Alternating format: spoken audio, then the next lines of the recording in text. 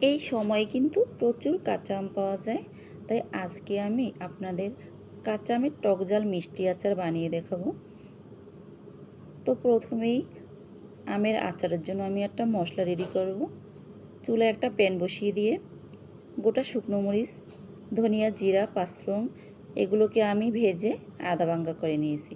চুলায় একটা প্যান বসিয়ে দিয়ে সরিষার তেল দিয়ে দিলাম, গোটা পাঁচফোড়ন, গোটা শুকনো মরিচ, 4টা তেজপাতা আর দিয়ে দিলাম থেতো করা রসুন।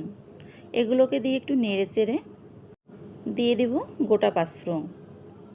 আর আমি দিয়ে দিচ্ছি এখানে সরিষা বাটা। সরিষা বাটা দিয়ে একটু নেড়ে চেড়ে আমি এখানে গুড় নিয়েছি 250 গ্রাম। গুড়টাকে দিয়ে সামান্য হলুদ মরিচের গুঁড়া দিয়ে দিচ্ছি রঙের জন্য। এই সব মশলাগুলোকে দিয়ে ভালো করে একটু কষিয়ে আমি এখানে আমগুলোকে দিয়ে দেব।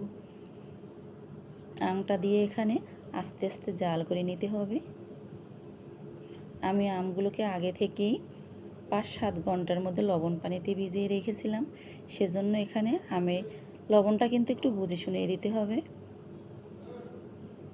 তো এখন আমি এখানে দিয়ে দিলাম আচারের জন্য যে মশলাটা করেছি সেটা আমি এখানে দিয়ে দিব।